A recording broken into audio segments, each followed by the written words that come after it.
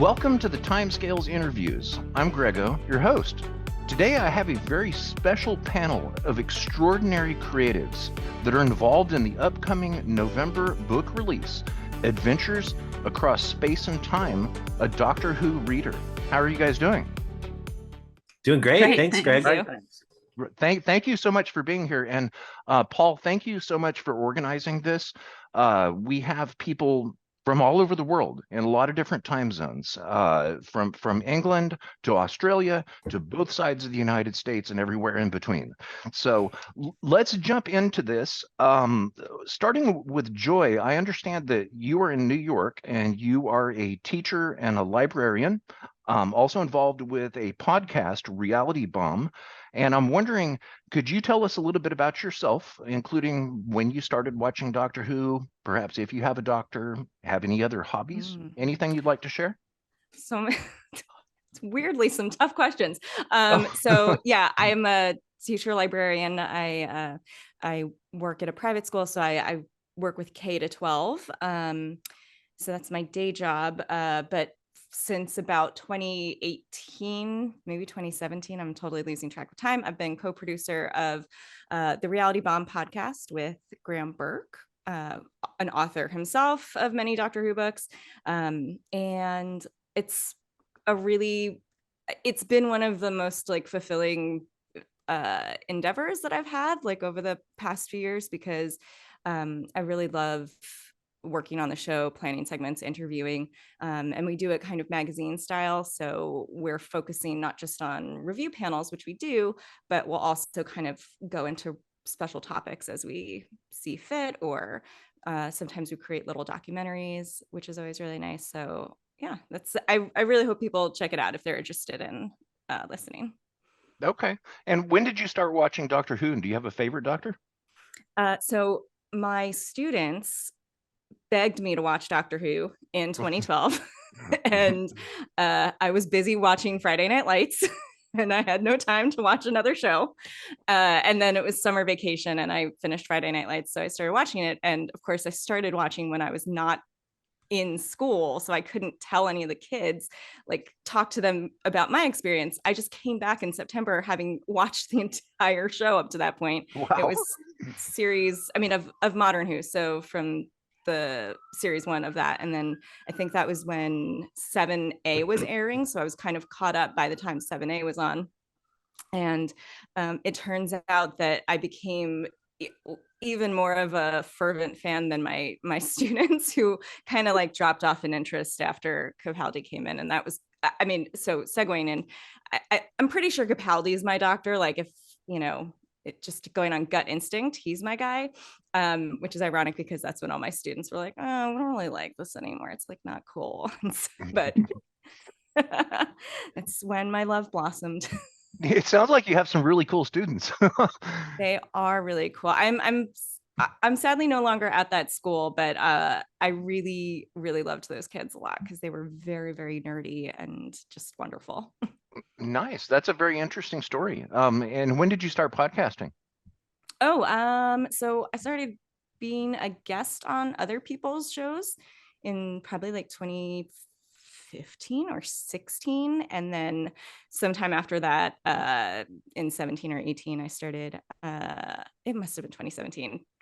Graham asked me if I would work on Reality Bomb with him, because that had already been established in 2013, actually. So we just did our 10-year kind of retrospective. Okay, awesome. And for people watching this on YouTube, we're going to put a link to the podcast right down here below so everybody can check that out. Thank you. Dr. Roberts, and thank you for asking me to call you Tansey. I understand that you are in Tasmania, Australia. How's everything there tomorrow? Yeah, it's fantastic. It's very early in the morning. I can just hear the birds tweeting out the window. So tomorrow's okay in Tasmania anyway. I can't vouch for the weather happening anywhere else. Okay. Now I see that you're a co-host of the Verity podcasts, and you also write crime. Could you tell us a little bit about yourself, and perhaps when you started watching Doctor Who, and if you have a doctor? Yeah. Okay. So I'm a professional author. I do write crime. I also write a lot of science fiction and fantasy. That's probably easier for people to find because it's under my own name. whereas the crime is under the name Livia Day. So yeah, I write novels and novellas and that sort of thing. And I got into podcasting many years ago. I was actually podcasting in different fields before, well, slightly different fields before I came to Doctor Who podcasting. So I was with the Galactic Suburbia, which was an Australian feminist podcast about the science fiction world and publishing and writing and all that sort of thing. And then I got pulled into the Verity podcast, which has itself been going for about a decade now. So talking about Doctor Who, at the time, it was part of this big kind of groundswell of podcasting in the Doctor Who world. And it was one of the first all-female podcasts. We say we were the first. There were probably a few out there that were like, you know, 1 or 2 people, but because there were 6 of us, it felt like a very big deal. And yeah, we were created because Doctor Who podcasting at the time was full of male voices who were lovely, but male.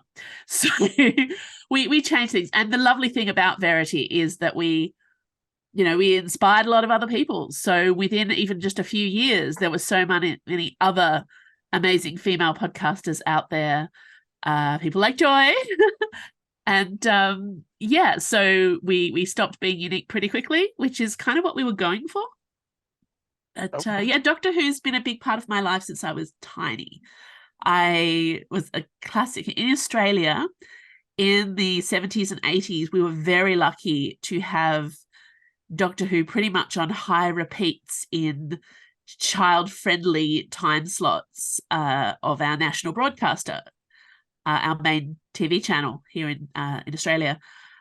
So it was just something that all kids watched. It wasn't even like a particularly nerdy thing to know, you know, about Tom Baker and Peter Davison and that kind of those sort of eras of Doctor Who, John Pertwee, just because we all watched it. In fact, my husband, who's 10 years older than me, but we always joke that we're kind of the same generation because the TV shows he watched as a kid were still being repeated on TV when I was a kid. So we have the same childhood TV experiences. Yeah, so because of that, and my mum was a big Doctor Who fan. She got into the VHS really early. So I watched, we were part of a fan group when I was a kid. So I was watching dodgy old, backstreet copies of random William Hartnell episodes and things like that. I had access to the show. So yeah, I've been watching it all the way through. I don't really have a doctor because Doctor Who was it was all of them from very early.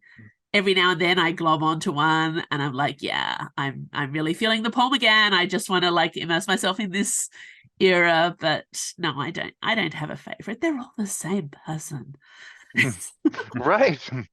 Okay, nice. And for those of you watching on YouTube, we're going to put a link to the Verity podcast down below, and definitely be sure to check that out. Mr. Hills, Matt, I understand that you are in Manchester. I am, yeah, Manchester, England. Okay. What's it like there tonight? Noisy outside my window because I'm in the city centre. Okay. So get plenty of noise on a Saturday night, but that's good. It's a lively city. Sounds like fun. The Saturday night in Manchester. Yeah. So could you tell us a bit about yourself, such as anything about yourself, hobbies? When did you start watching Doctor Who? Do you happen to have a doctor?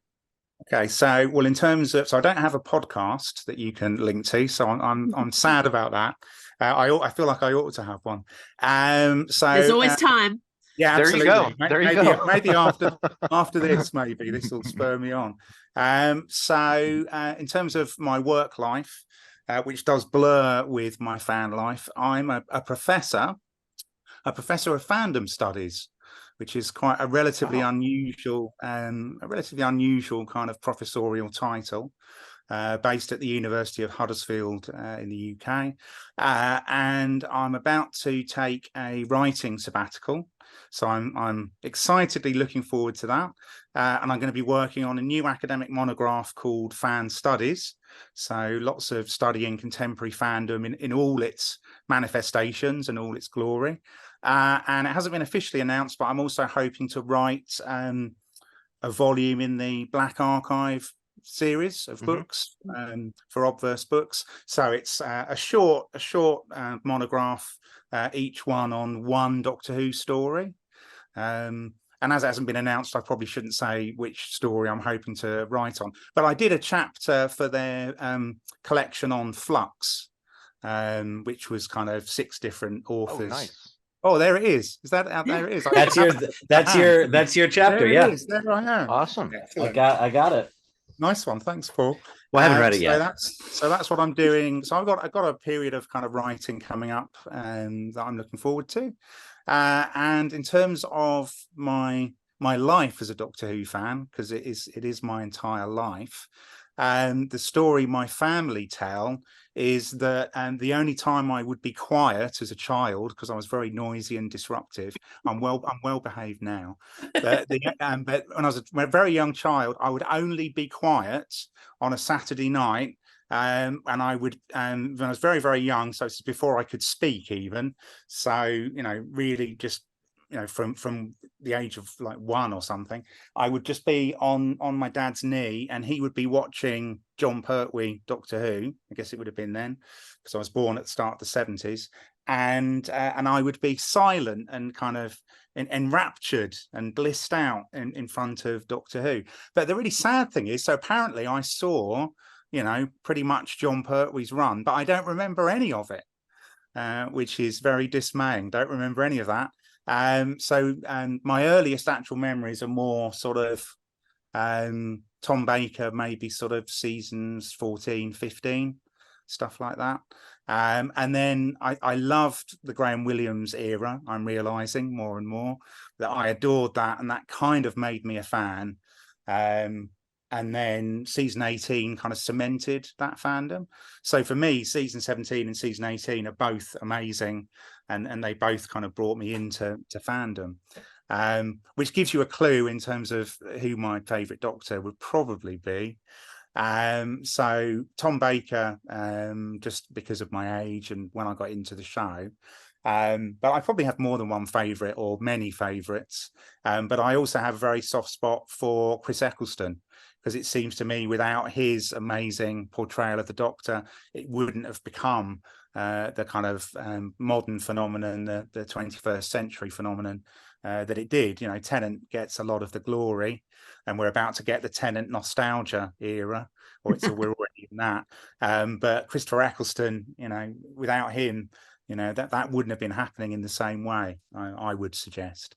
So that's who I am, and who I am as a Doctor Who fan, and how my favourites kind of fall, at least for now. Okay, wonderful. I've never met a professor of fandom studies before. There aren't many of us. There aren't many of us, I don't think, but because it's quite specialised. But you could say professor of kind of media studies or film and TV. Okay, very good. And Paul, you sound like you're American. Where are you today? Yeah, I live just outside Chicago. Oh, nice. So nicely in between the early morning in Australia and the late at night in London, or in Manchester. Right, and it puts us in all 3 time zones, with Joy being in New York. Yeah, I mean, so putting this panel together, which, by the way, I think this is the first time the 4 of us have met. Oh, wow. I can see your faces. I can see your faces. I've met individually. I think most of us have met individually, although I don't think I've ever met Tansey in person. So. No, nobody's ever met me. Yeah. I last left the country in 2012, I think. So I've only met one of my Verity co-hosts. Oh, wow. And that's just Liz, and that's because she travels a lot. I met her in Australia. I didn't have to travel very far. I've never met anybody in Doctor Who fandom. It's just faces on a screen. Yeah. But this is really special to be able to get like the 4 of us together, which we haven't done, and then all the different time zones and everything. It's been really cool. This opportunity was great. Yeah, and thank you so much. I mean, that is absolutely awesome to learn of. I would have never suspected. When I look at this book and I look at this table of contents, which we're about to get into here, I would have thought that all of you guys work together on Zoom like every day for the last year or two, or something like that. I'd say a lot of emails. A lot of emails. Okay, So lots many of emails. And Google Drive. And a lot of Yeah. Google Drive, a lot of collaborative stuff. But we're also, I think we all respect each other's work, and we're, even if we haven't met, I think we're all aware of each other's work. So Right. so we trust each other, and think we're able to kind of work together really well without having to actually meet. Okay. Amazing. Modern technology for you right there. Oh. So Paul, tell us a little bit about yourself. And of course, perhaps when you started watching Doctor Who, do you have a favorite doctor? Any hobbies? Yeah, so I like Matt. I am also a professor of my title is media and pop culture. So you're the fan. I don't know if there's any other fandom studies professors. I think it might just be Matt. But my area that I focus on is fan studies. And largely a lot of my kind of academic life has revolved around Doctor Who in a lot of ways. I teach a Doctor Who class. I do a Doctor Who study abroad. I've written about Doctor Who before. So my fan identity and my professional identity are like the Venn diagram is a severe overlap. And I don't know, it would never occur to me to do anything differently. I grew up watching Doctor Who, like Tansey. Doctor Who, Chicago was one of those locations where Doctor Who was actually on TV all the time in the late 70s and early 80s. So like Tansey, I grew up watching Doctor Who from like age 3 or 4. Like I just remember the first one I can remember is Planet of Evil, and watching it. And we were getting them a couple years late, of course, but like every week there would be a new Doctor Who episode. So I grew up watching it. I really grew up heavily reading the Target novelizations, which I actually have on all of my Targets are on my bookshelf over here. Oh, There wow. we go. Yeah. Nice. So when you say who's your favorite doctor, it's actually a really difficult question, because for me, they all blended together in the like Target did a great job, the Bohemian and the Cosmic Hobo, and you had these like identifiers with them, but in my head they all just kind of looked the same. So I really had this I'd never seen a Hartnell, I'd never seen a Troughton until they started coming out in DVD over here. So it was a kind of interesting like experience watching Doctor Who and picturing who the Doctor was through the lens of the Target novelizations more than anything else. So I find it hard to pick a favorite Doctor. Although if I'm in a mood and I just need to put something on, it will almost definitely be a Sylvester McCoy episode. Okay. Aw. Okay, very good. Now, what I'm wondering is what was the spark? Where did this begin? Adventures Across Space and Time, a Doctor Who reader. What actually began this? Was there an initial spark? Did someone reach out to everyone and say, "Hey, we're going to do this. Do you want to be involved?" Yeah, I think I can take that one, take the lead on that one. So, Okay.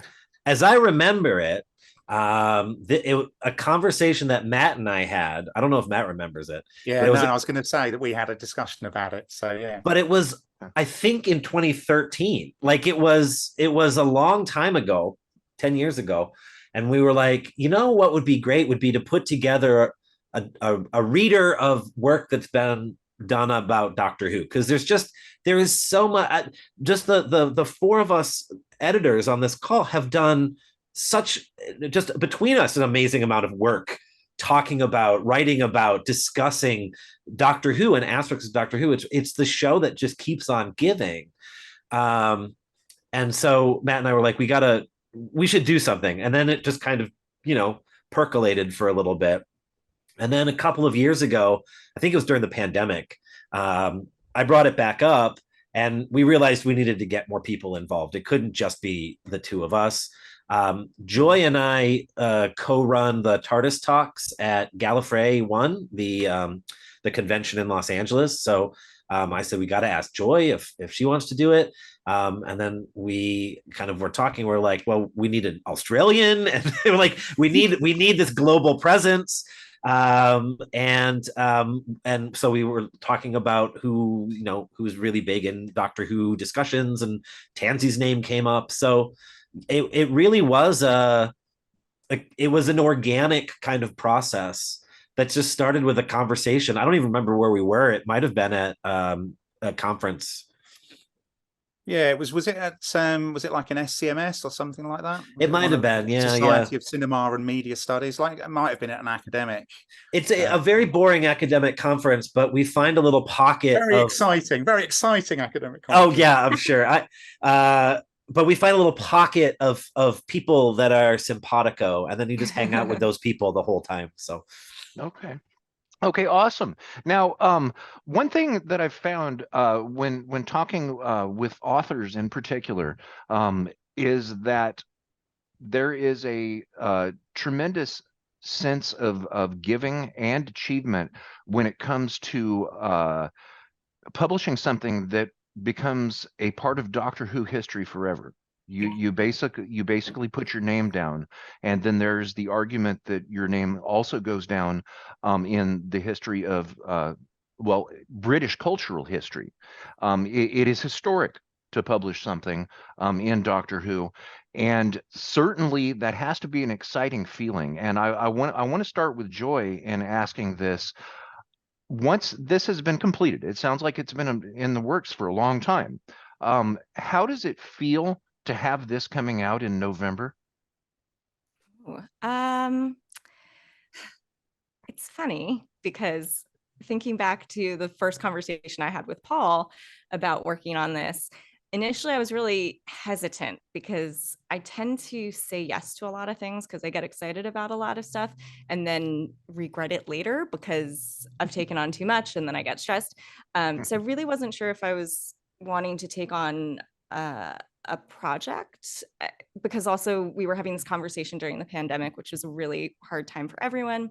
But I think we talked about it again, and the process took so much time, and not necessarily for any other reason than just putting something like this together takes time, and it's what I'm most proud of, at least, is like the breadth and scope that we are able to cover. I think I'm proud of what I put together in my own section, but then also if you look across all 4 sections, the different aspects of fandom that we're hitting, the different kinds of writing that you'll see.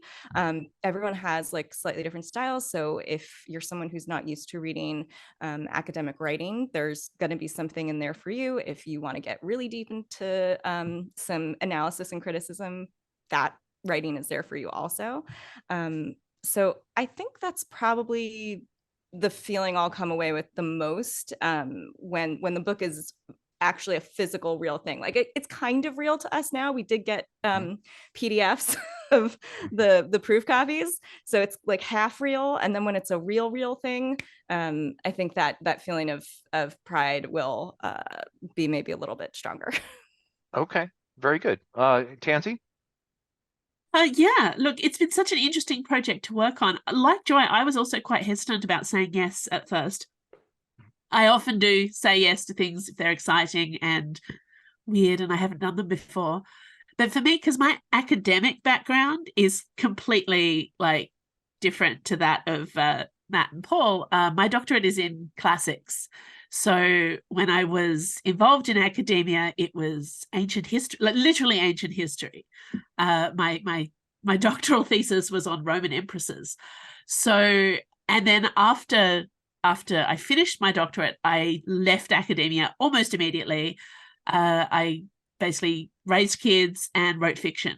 So this is my first academic publication, and it's coming like more than 15 years since I got my doctorate. So yeah, I felt a bit strange from that point of view. And yeah, I was there to represent as well fandom. But apart from podcasting, I actually don't know. There's a lot of fandom I don't know much about either. I've kind of missed a lot. I've never been to Doctor Who conventions. I wasn't really part of the fanzine years. There's a lot. I felt like there were a lot of gaps in my history. But I think that's true of like nearly anyone who's interested in Doctor Who, because there's so much. There's just so much material out there. We're all missing huge gaps, possibly except Paul and Matt, because I've got to say, one of the things about starting to read deeply in this area, as soon as you touch on anything to do with fandom and Doctor Who in an academic context, their names are there. Like, their names are cited in so many articles that I read. So I became very confident in their credentials. It's a very small crowd, Tansey. It is, clearly. But yeah, so it meant that I came to this from the perspective of never having done anything like this. I've done editing before. I've done a lot of elements like this. But yeah, so it was exciting to build something that felt so big, despite the fact that Bloomsbury kept trying to bring our word count down. Like, I feel like left to ourselves, this book would be like 3 times longer than it is. That word count was like one of the great frustrations for all of us, because we're like, no, you want us to rein it in, but we want to put in 12 more chapters. Well, that's an argument for volume 2, you know, a few years. Oh, yeah. There you go. Wow. Absolutely. Okay. Matt, how does it feel to you now that this is just about ready to come out in November, 60th anniversary of Doctor Who? So very fortuitous timing in terms of, because I don't think we had that in mind, certainly didn't have that in mind if we were originally discussing the basic idea behind it pretty much 10 years ago. And I don't think we really quite had that in mind when Paul kind of kickstarted kind of new discussions when the pandemic had hit as well. But the timing has worked out very, very nicely. So really, we should just say it was a plan all along. You know, this was targeted all along to be a 60th anniversary kind of compendium.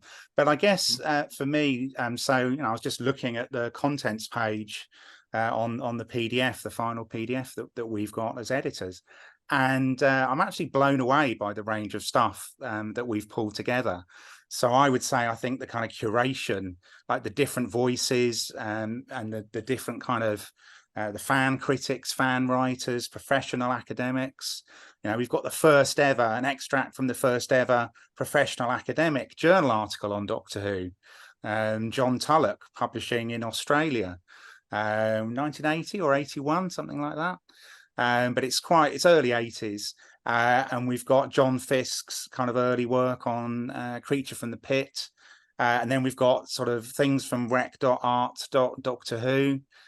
We've got Elizabeth Sandifer kind of represented in there. We've just got an amazing kind of range of kind of pieces. And I think if it had just been any one of us as an editor, we never would have got, or even if it had just been Paul and I, we just wouldn't have got that range of amazing stuff. So I think the 4 of us are bringing kind of different strengths and different strands and different groups of fan writers and a different sense of some of the academic kind of history, and it's all gone into that melting pot, you know. Okay. And Paul, how do you feel about the fact that it's about ready to be out? I can't wait. I mean, like it is always a treat to open up a box and see like the first copies of your book come out. And it's impossible to describe what that feeling is like. I'm super excited to see what people think about it, because we found a lot of stuff and there's a lot of writing in here, not only writing that's brand new. So all of our sections have these chapters that this is the first time they've appeared in print. So they are kind of up to the minute contemporary discussions of Doctor Who. But there's also some really hard to find pieces that we really had to scour in order to like find some of these early pieces. Matt mentioned the John Tulloch article. In order to find out how to publish that one, I actually had to call up people at the University of, I think the University of Sydney, and talk to people in the department that he used to work in, or to like find out how to get permit. Like the amount of just wading through bureaucracy in order to present this material. I'm super excited just to like to get it out there, and to have it in people's hands. Okay, awesome. Very good. Now, Joy, I know you have a, excuse me, I know that you have a time limit coming up, and you're going to have to jump out of here real soon. So I was going to ask you something about your section in the book, but there's a lot to it. And we can let the readers learn. So I'm going to jump up to the very last question I was going to ask everybody today and ask it of you. Are you excited about the new upcoming David Tennant specials, and then of course our new Dr. Ncuti Gatwa? Oh, it's another weird loaded question for me. Cool. I am always excited for new Doctor Who, no matter what. Mhm. Always excited. I feel a little trepidatious about Tennant coming back, and I mean, this is related actually to a lot of my section. The fan reaction to his return has been so overwhelmingly positive and excited. But within that, there have been elements of people maybe using it as a way to talk about like, oh, thank God the Jodie era is finally over. And there's a little bit of a real ugliness in that feels not great, and kind of like illustrates this thing I was trying to get at in my section, where there's a real divide in fandom, particularly online fandom. So you know, it's a very specific group of people who tend to spend a lot of their time online across different age groups, genders, and ethnicities. But you know, we get really siloed into these little camps, and so my trepidation isn't really about Tennant or Catherine Tate at all. It's mostly just about fandom and the way that discourse has been, and just feeling a little bit like, I just hope everyone's nice and gets along. Because you know, I feel like it's specifically because it's Tennant coming back, I think it's going to invite a lot more of that. And I'm just honestly like, cannot wait until Ncuti Gatwa is the Doctor. Like, I am jumping out of my skin excited for his time to start. So that's kind of where I'm at. Okay, awesome. I did want to talk. Oh, go ahead. No, go ahead. Oh, I just want to say, like, I think, you know, something Paul said, just like the difficulty of trying to get some of these pieces, especially for them, they were really looking into work that's already existed. And because the nature of what my section focuses on is kind of Doctor Who fandom now, and what are some of the things that are happening now, we commissioned a lot of new pieces, which was really fun and exciting to get to look through a lot of proposals and submissions. But there were a couple pieces where I really, well, there's like one in particular that we really, really wanted. And Paul is a hero for making it happen because it was really difficult. And he did all of the communication and legwork into making sure it was in the book. So there's a lot of writing in here that is just truly hard won. And I'm just so grateful to you for that. I feel like I wanted to make sure that was on the record. Oh, thank you. Thank you, Joy. Joy, I cannot wait to see your contributions to this. And I have the table of contents here, and I see that you cover sections of fandom that is very interesting. I see that you covered Tumblr, and the topics that you have covered here look absolutely fascinating, and I cannot wait to see this. Oh, I'm so excited. It was really exciting to read. That essay about Tumblr is by Lena Barkin. It is really fun and great. I think she does such a great job of talking about the intersection of Doctor Who culture with Tumblr culture, and kind of like what that says about online interactions in general. But I think I'm most excited for people to read. There's a trio of essays from authors from China, Poland, and Brazil, each covering different aspects of fandom in those countries. And it was such a learning experience for me in getting to understand a little bit into what fan culture looks like in those different places. And so I'm excited for others to read that. And to Tansey's comment earlier, the word count was just killing me. Yeah. I could have had each of those be 3 times as long, but I didn't have enough space. So What I think one thing, each one of our sections could have been an entire book. Like yeah. that was the limitation we had. So the fact that we're able to pull so much together. But then the fact that we've got reasonably tight word counts for each piece or each extract, because quite a lot of my section was extracts from pieces.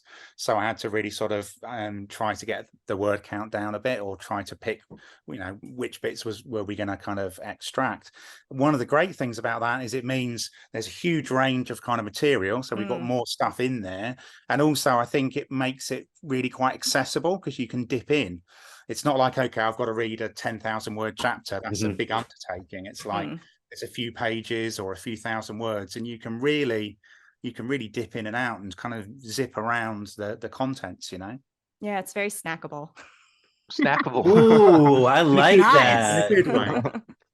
That should have gone on our poster, Joy.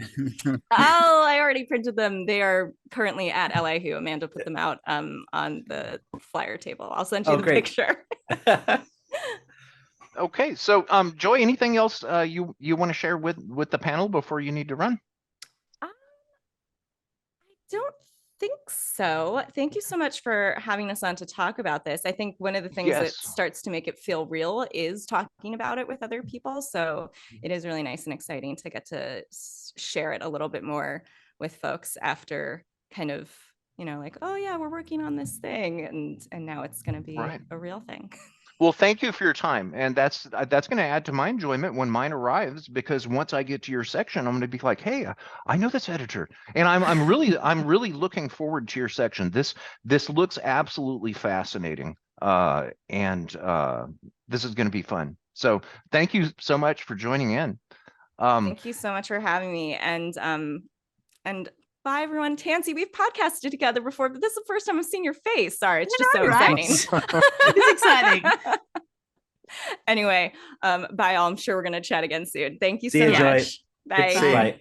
Take care. Okay. Our faces are bigger on the screen suddenly. Let me see. Where were we? So Tansey, I picked something randomly out of your section here that just poked out to me a bit. Section 32, Fanish Origin Stories from Dalek Builders by Peter Capaldi. Now, without any spoilers, of course, since the book is not out yet, is there anything that you can share about that? Yeah, absolutely. Well, first, I want to make it very clear not to get people's hopes up. We did not get Peter Capaldi to write a brand new academic article. Okay. That would have been great, and I'm not saying he would have said no, but that isn't something that we had. So, as a classicist, when I hear the something reader, my association with academic readers is very much about primary texts, primary sources. So a lot of the readers that I spent time with when I was studying would have things like excerpts from, real letters, real poetry, images of coins, all that sort of thing. So for me, a big part of this, even though, of course, we were bringing in a lot of new words and we were scouring the internet and the filing cabinets and the old archives for previously written essays and articles. Yeah, I wanted to get at some of the primary sources. So my section is about creative intersections, and it's a topic I'm really passionately interested in because of probably quite selfish reasons. But it's kind of about that weird status that a lot of people in Doctor Who fandom have of being fans and being professionals. Like in New Who, for instance, so many of the people who are professionally involved in the show start out as fans. And this especially the case with our 3 showrunners now becoming 3 showrunners. This sense of fandom, but it's part of the narrative of the show. So when an actor becomes cast, who has a fan history with the show, like David Tennant and Peter Capaldi, that's something that we get very excited about. So that's the whole theme of my section, is about creative intersections, different kinds of being a professional, different kinds of being a fan, and when people transition from one to the other.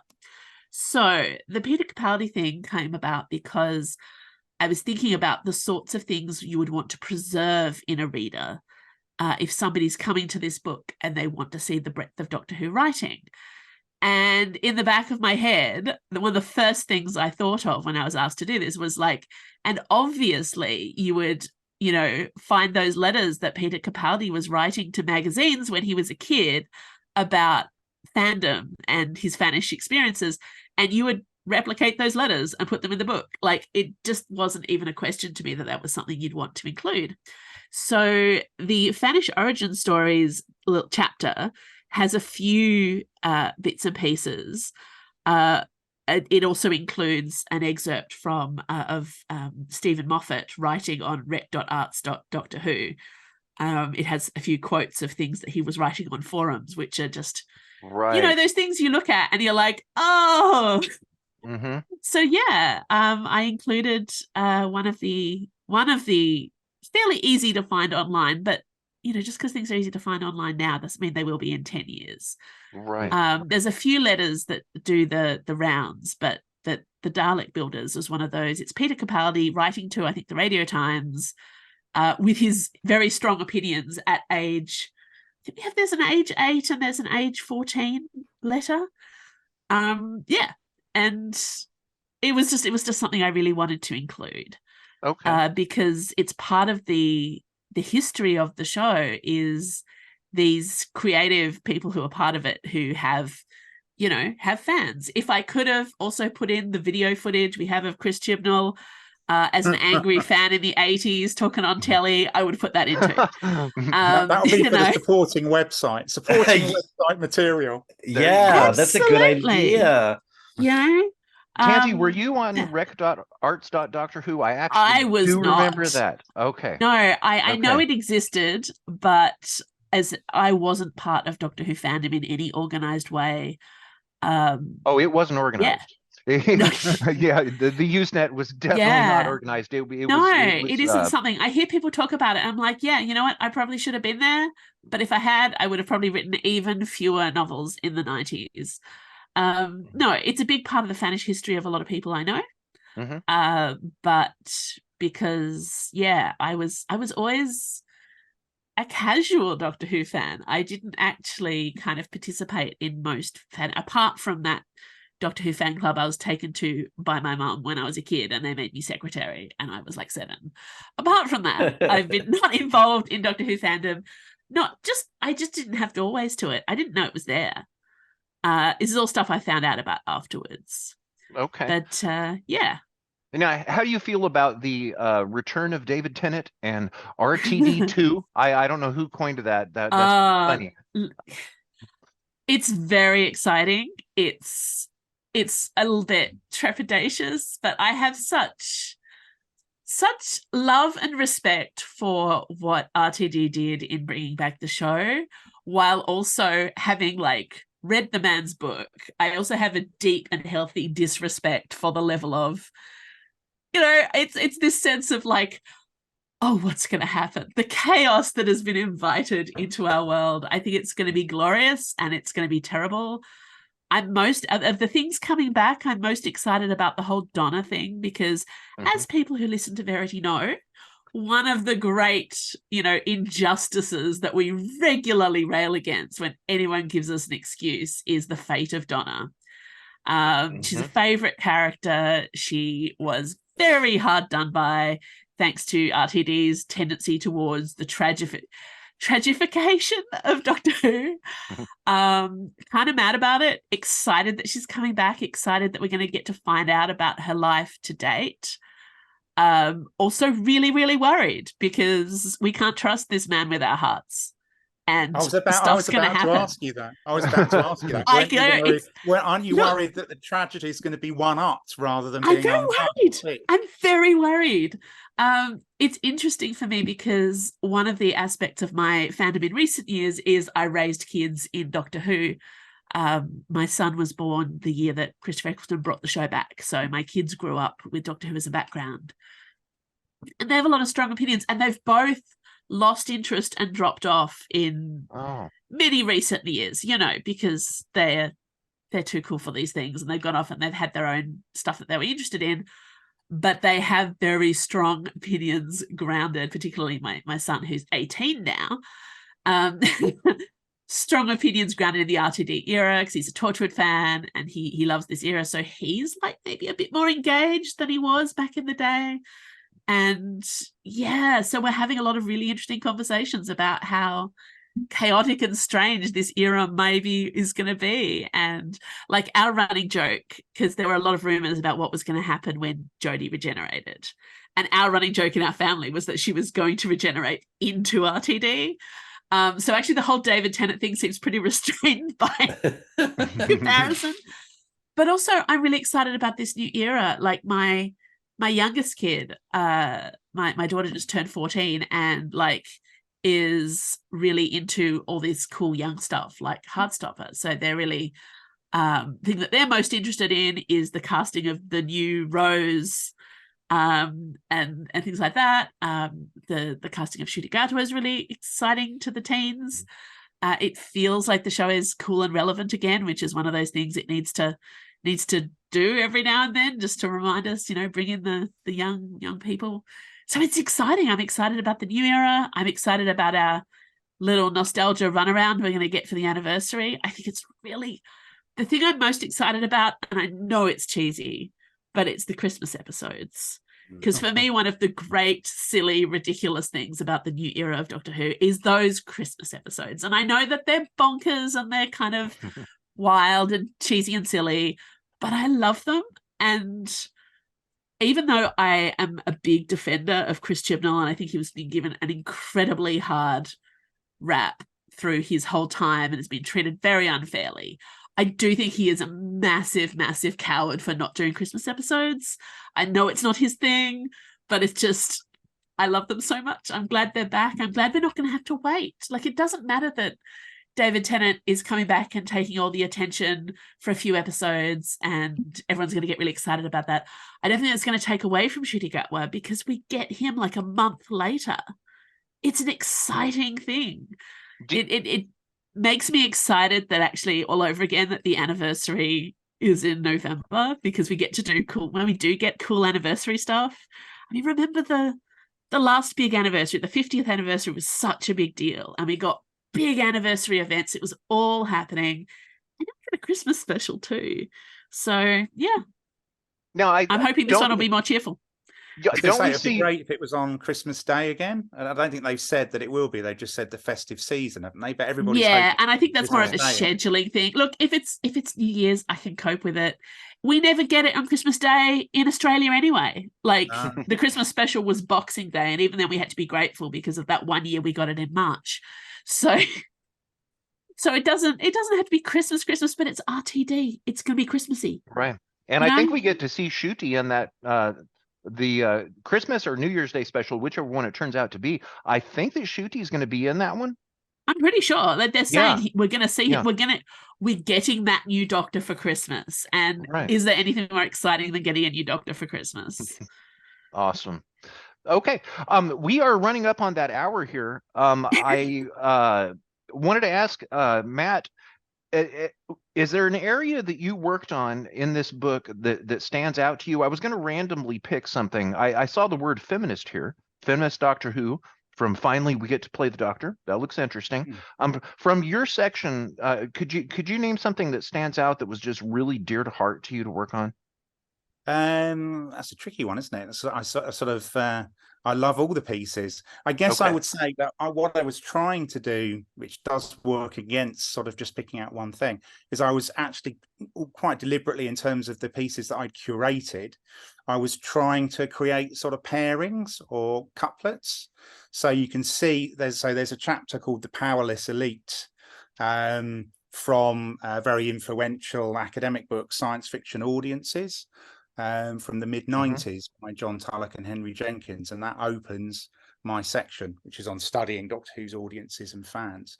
And then the next kind of piece is again entitled, but it's got a question mark this time. Question mark. Yeah, I see that. Yeah, the Powerless Elite question. So that's a journal article years later that responds to the first piece. So you get a sense of that dialogue between different scholars.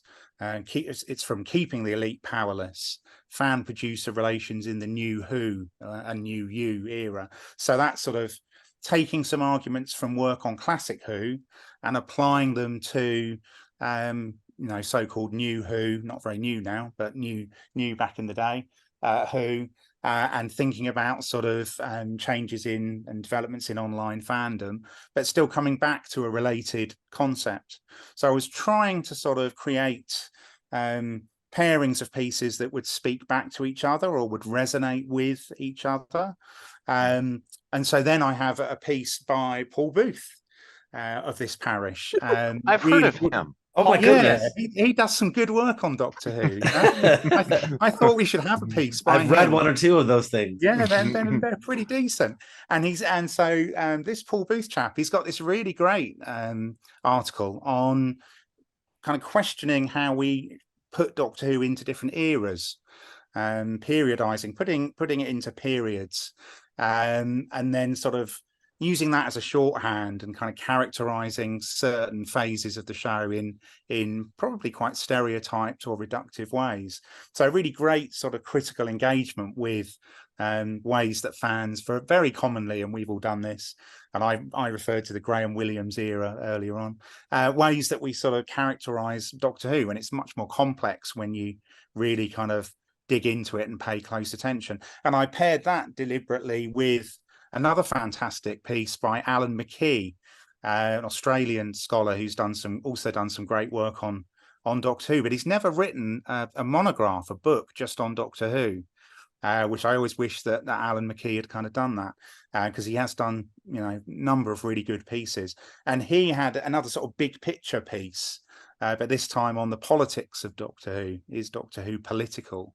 Really throwing up in the air again some of our assumptions about maybe sort of assuming that Doctor Who is kind of liberal humanist, or assuming that it has a certain politics, because Alan wants to argue, following certain scholarship and academic theory, that actually Doctor Who's very open to all sorts of different readings, which I guess also relates to perhaps divisions within contemporary digital and online fandom, where people might be reading, critiquing, responding to Doctor Who in politically hugely diverse ways.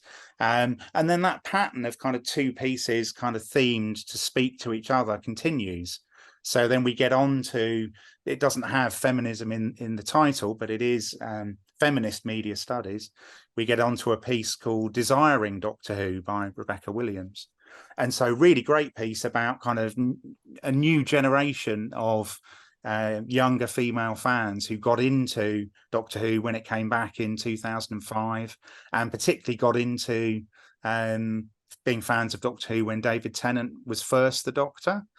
So that's from a really really sharp kind of book chapter, where Rebecca Williams kind of looks at how older male fans at the time of the first Tennant era, let's call it that, older male fans were attacking these new young female fans who they saw as squeeing, and they only liked it because they liked David Tennant, so they weren't real proper, lots of air scare quotes here, they weren't proper Doctor Who fans, allegedly.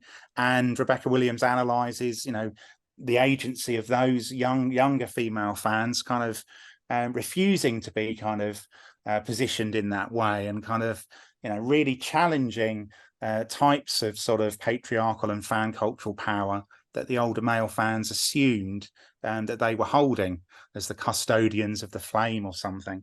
And then that piece speaks really, really well, I think, to the piece that where we came in to end this kind of narrative, the feminist Doctor Who piece from Netta Jodovich, who's done a whole PhD on this kind of topic and has published her own monograph kind of looking at these sorts of questions.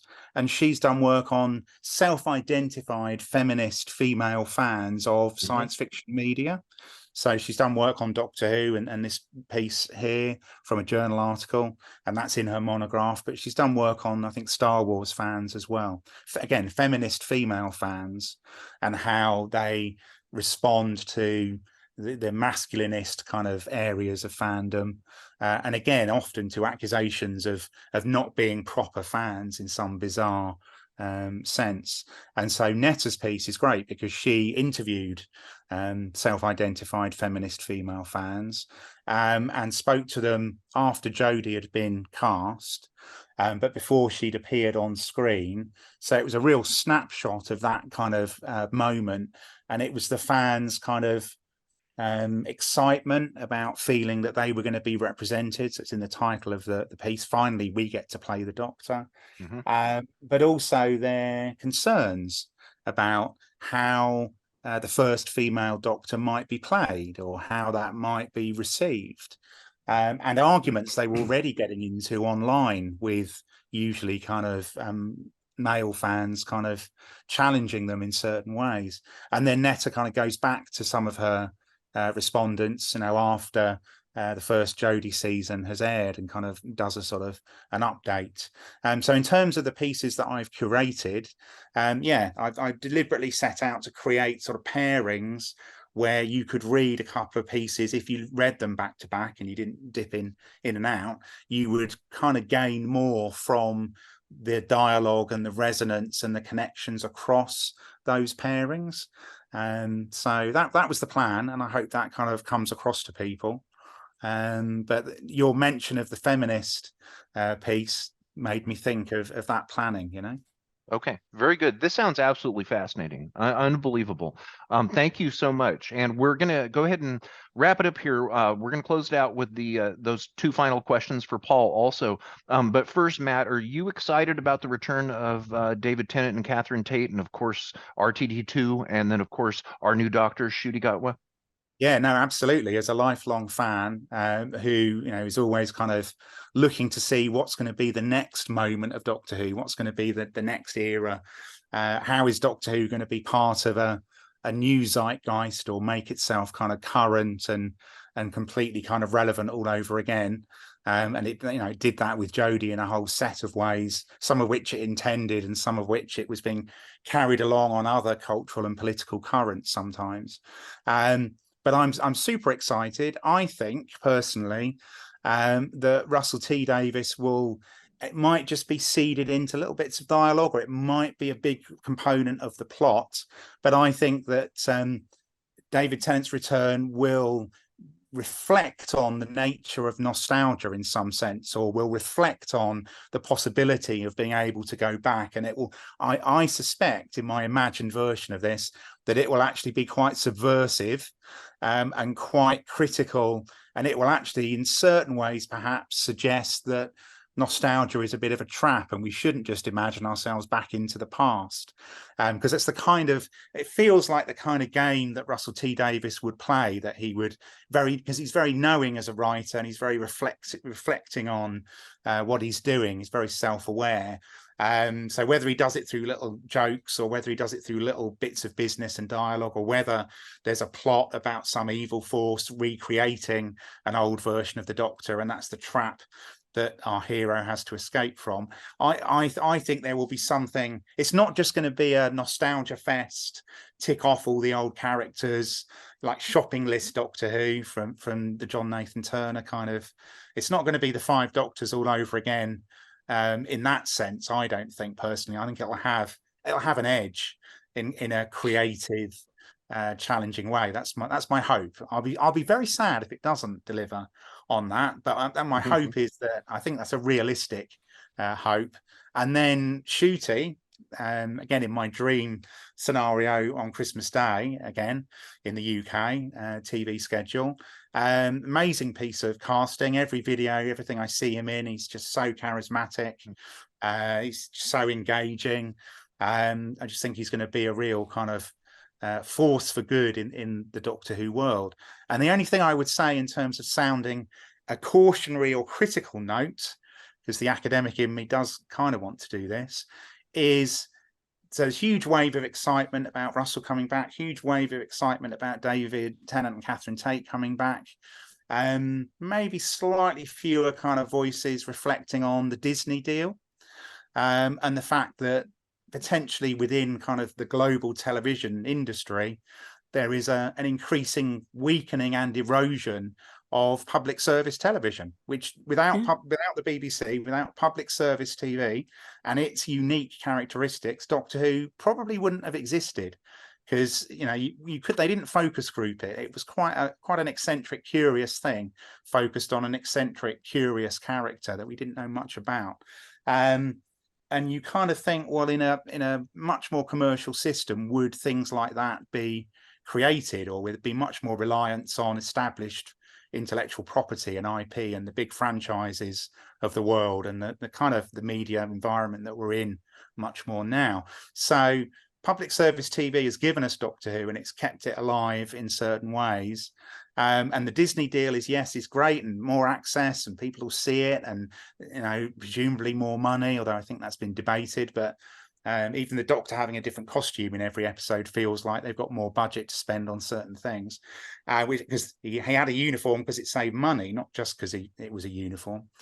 So I think there are I would want to raise some kind of critical questions, and we need to wait to see how it all shakes down and what Russell again does with this version of Doctor Who. But I do think there is something to be lamented about the commercial and cultural weakening in the global TV industry of public service television. So ABC in Australia, I guess, won't have the rights to show. No, for the first time ever, which is a really big deal. I know a lot of Australians who are very upset about that. And part of the reason that upset reaction is happening is because Doctor Who and ABC have always gone hand in hand. Like I was talking about the access that I had as a kid. The same thing happened with New Who. And even after ABC, as a government-funded channel, lost a lot of resources, we had a long era of conservative government. They had a lot of money cut out. They started letting this used to be the channel you went to for all the BBC and ITV content, all the British stuff. And then gradually we started seeing that disappearing. A lot of those really popular tentpole shows like Call the Midwife or Downton and things like that, they were going to other channels. You couldn't watch them on ABC anymore. But even when that happened, they hung on to Doctor Who. And it was a really big deal. And even after a couple of years of things being a bit wobbly, they brought in Fast Tracked. So even when Doctor Who was being shown on like a Tuesday night or something, and the time slot, all the time slot stuff that happened over the last few years, we got it on iView, which is our catch-up service, as soon as it dropped in the UK, which was such a privilege, to be able to watch it immediately without ads, unlike, the BBC America experience. And it's interesting because it's actually this book which gave me that other perspective about access. It was reading those chapters that Joy brought in about things like the Polish Doctor Who experience and other countries who haven't had this easy access to Doctor Who for all these years. So for us in Australia, this feels like a massive downgrade, and people are having to choose. People whose households haven't already been, sucked into the Disney vortex, which, I'm a parent, we have Disney Plus, or because of Star Wars or because of Marvel or whatever. People who haven't already made that choice are really angry that they're having to choose between watching Doctor Who and signing up to a service they really don't want to sign up to, especially now that DVD production is becoming less and less of a thing. And that's a concern as well. Like Doctor Who on DVD has been happening, and Blu-ray has been happening at a really high end, even as other shows have been falling off from DVD distribution. Doctor Who was always, because they knew the fans would show up and buy the things. But Disney has recently announced that a lot of their recent stuff won't be appearing on DVD. So how's that going to affect? We have a lot of questions, and it does feel like a massive downgrade for Australians. But that global perspective has really niggled with me, that there are like countries in Europe where they weren't able to access, like they're doing their own translations because, it's not getting provided to them. So yeah, I very much feel two things are happening here. And while I don't trust Disney to like pay people as they should, especially writers, I also think, one of the big changes that's happened that people aren't talking about as much, like people see the Disney thing as something to be worried about, and I see why you'd be worried about it. I think what's really interesting is that Doctor Who is no longer controlled by the BBC, and no one seems to mind. Because Bad Wolf Productions is now, like, I trust Bad Wolf Productions with Doctor Who probably a little bit more than I trust the BBC right now. And I suspect it was a writing on the wall thing. People have been talking about the BBC maybe selling Doctor Who off for years now. And everyone's like, oh, it'll never happen. But like, it's the fact that it's actually Jane Tranter, and it's Julie Gardner. Like, they run Bad Wolf. Never mind RTD. Like, he's there, and obviously he's doing his creative stuff. But let's not pretend he's doing any of the paperwork. Those women were such a huge part of bringing Doctor Who back and making it such a big thing in the mid 2000s. But Bad Wolf is the safe way to kind of privatize, or the safe way to do that out of the BBC. But it's still privatization, and it's like it feels safe now, and because certainly government ownership doesn't necessarily feel all that safe. But yeah, we're living in a weird world, and nothing is actually safe. And so, yeah, I don't know. There's a lot of questions. I think the academic response is going to be really interesting, and the fan response. Absolutely. I think potentially it's quite a transitional moment, because it is, as you say, moving under BBC guidance and control in very specific ways, but certainly not being made directly by the BBC. But it's ex-BBC staff and people with that Doctor Who profile. So fandom isn't going to go to war against any of those people or be upset about it. It was a very canny move in terms of they are the perfect thing that fandom will absolutely, as a whole and generally will be excited and will be, really very positive about. But then you kind of say, well, what happens, 5 or 10 years down the line when those personnel maybe aren't in those posts anymore, or someone else buys up, or another conglomerate kind of swallows, X eats up Y or whatever, and suddenly there's a different chain of ownership. All the streaming services are terrible, and we kind of know that now. Like, the writer's strike, if nothing else, has brought that out. Like, they're all, corporate, and they're terrible for creatives, and they're not paying people what they should. So it's not just, and I think Disney has actually got a lot more attention on them for behaving like that, so that people weren't paying as much attention to things like what Netflix was doing and all the other ones. Doctor Who probably had to go to one of them. It's not, and even though I do not think that Disney is like, it's no corporation is virtuous. This is where we live now. But it is the home of a lot of science fiction big products. So I think it's really interesting that that's the one that Bad Wolf chose to go with.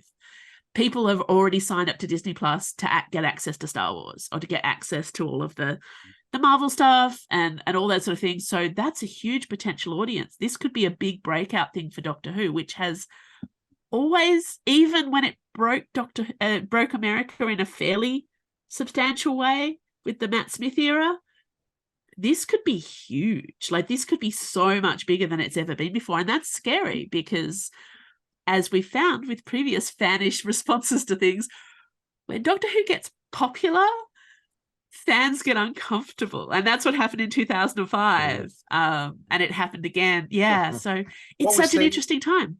What was the title of that famous piece in Doctor Who magazine about Doctor Who when it was going to come back in the wilderness years? And wasn't it called something like it's going to be bigger than Star Wars?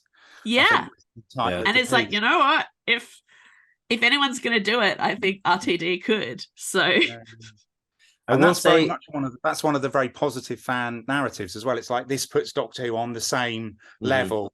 We're on the playing field with MCU and Star Wars now, which is kind of wild. Yeah. Sorry, Paul. Well, I was just going to say, from the perspective of the students that I teach and the Doctor Who club that I run at DePaul, they are so excited about it being on Disney, because for exactly what you were saying, Tansey, they're going to be able to tell people this is the show that I want to. This is my favorite show, and these people can watch it. I'm not sure that I'm on board with the Disney decision. I'm very scared of it. But for these young people who have grown up with Disney and they all have Disney Plus, this is a chance to share Doctor Who with their peers that they are really excited about. Did you just say a Doctor Who club at DePaul? Yes. What? Yeah. Sorry, I dropped that one in. I run the Doctor Who DePaul club, or I am the faculty advisor for the Doctor Who DePaul club. Okay. Which is basically we meet and watch episodes and talk about it, and we do a panel at a local con, and we're just like a Doctor Who club. Okay, wonderful. Okay, well, Paul, I'm going to let you take this out as the organizer, the person that put together this delicate time zone group meeting.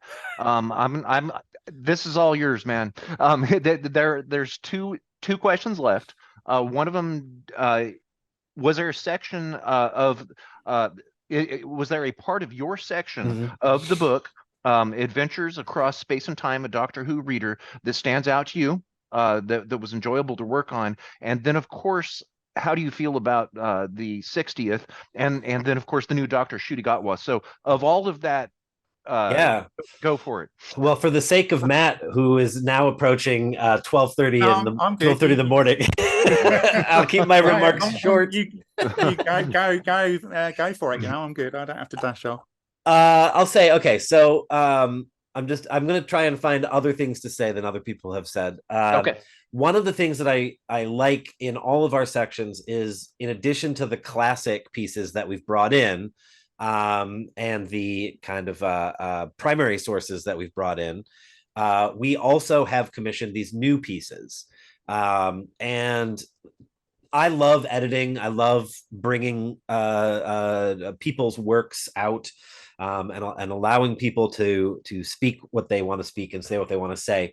So there's 4 kind of new pieces in my section. And I'm really excited about all of them. I couldn't possibly pick a favorite. But my whole section is about all of the different media forms that Doctor Who has been in, and how fans have kind of approached them or seen them, or how these different media forms have shaped our kind of collective understanding of what Doctor Who is. So we're most familiar with Doctor Who on TV, but of course there's audios, there's comics, there's books, there are toys, there's theatrical productions, there are films, all of the Doctor Who magazine itself, right? All of the nonfiction that's been written about Doctor Who. The DVDs bring in new ideas and new things. So all of these things bring up what our idea about, quote unquote, Doctor Who is. What is the Who-ness of Doctor Who? So the 4 new pieces, one is about kind of the history of Doctor Who literature, by Stacey Smith. And she really digs into the kind of wilderness years, the BBC books, the Virgin books that came out, and all the different pathways that those opened up. The Doctor Who figurine collection by Ross Garner really looks at comparing the character option figures and the Eaglemoss figures, for the way that one of them approaches, mainstream. We want to get a figure of David Tennant in everyone's house, and the other one really targets that collector's market, and goes for the authenticity. And there we go. We've got Gareth right there. Excellent. And just as a side note, Ross and I have a WhatsApp conversation whenever we go somewhere that has Doctor Who figures. We take pictures and do you want one of these?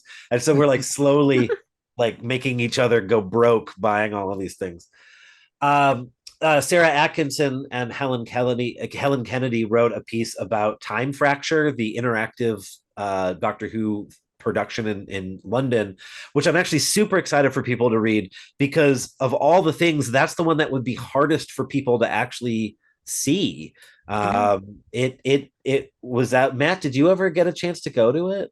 No, because I think, was it COVID disrupted, or it was kind of running around that, and then they had some flooding or some issue and it had to close for a bit. It closed, and it closed early. So I was scheduled to go, and it closed 2 weeks or 2 months early, and I missed. Like, they refunded my ticket. I couldn't go. I think I had a ticket, and then it closed because of the pandemic. Yeah. So I got that refunded, and I never managed to get to it. So this I've is heard very good things yeah. about it. I didn't. It looked amazing, and this chapter is one of the few primary documents from it that exists, because they went to it and they wrote about it and they interviewed the people that created it. So it's a really great piece that will serve historic function.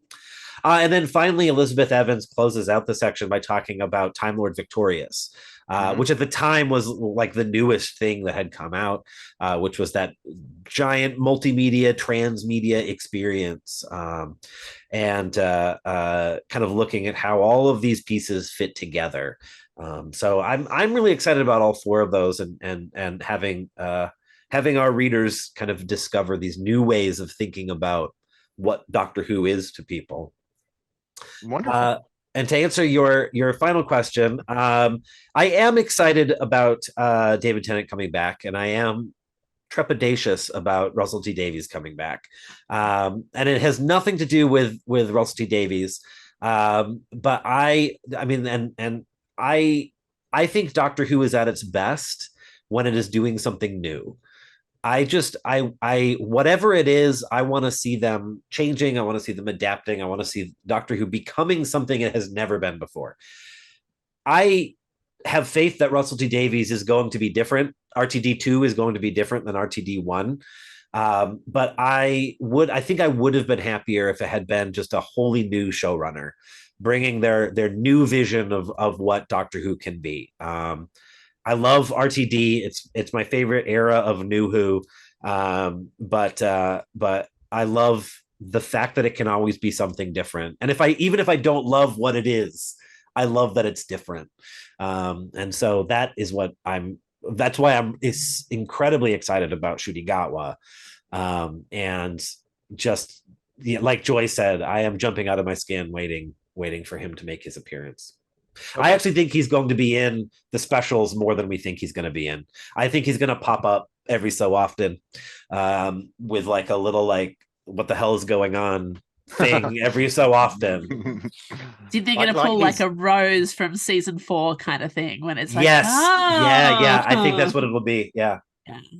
Or the thing about RTD, like regardless of his history of Doctor Who, is in the last few years he has put out some of the most cutting edge, challenging, interesting television, both mainstream and science fictional, and he's just like at the absolute top of his game. And the thing about him is, because I completely agree with you, I'm always about let it be different. If Doctor Who's not different, it's not Doctor Who.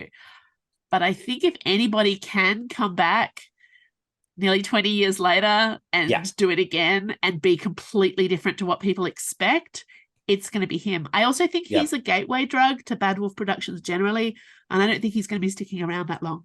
I agree with both those points. I think he's here for the transition, because one of the things we've seen is that the transition to a new showrunner and new changes in how Doctor Who is run traditionally takes a long time, and it's hard work and a launch, and I think they already probably know who's coming after him, and they're planning already their handover plan, and this is him taking the anniversary, taking the transition, taking the new Doctor, doing all the showmanship stuff with his hands so that you don't see what Jane Tranter and Julie Gardner are planning for the next 4 years.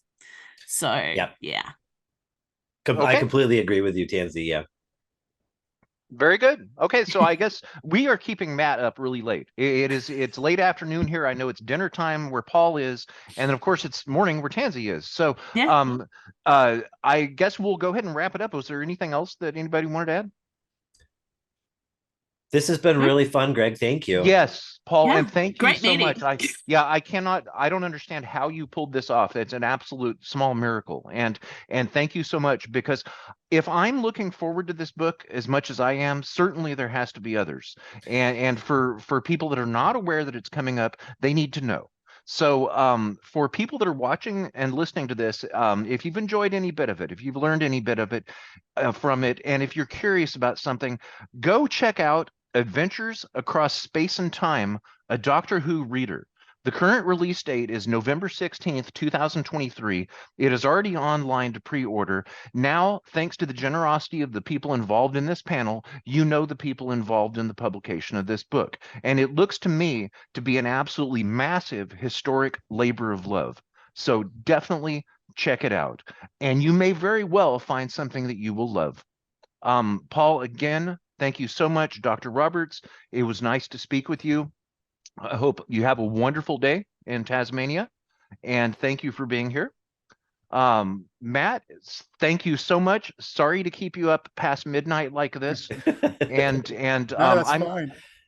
Matt's emailing sometimes at 3 or 4 in the morning his time. So okay. All right. Don't give away all my trade secrets. So I cannot wait to see Joy's contributions. It was so nice to be able to meet with her. I cannot wait to see your contributions, Dr. Roberts or Tansey. I'm really looking forward to it. Matt, I'm absolutely looking forward to your contributions. It was such a nice thing to be able to meet you, and cheers to you in Manchester. And Paul, thank you so much for doing this. I cannot wait to see your contributions either. And I applaud you guys for bringing together so much love and talent into something that looks to me to be absolutely historic in the worlds of Doctor Who. Well, thanks so much, Greg. So much. Yeah. Okay. All right, you guys. Everyone, have a nice night, and kind regards from San Francisco. Thanks very Good much. night. Okay. Bye. Bye-bye.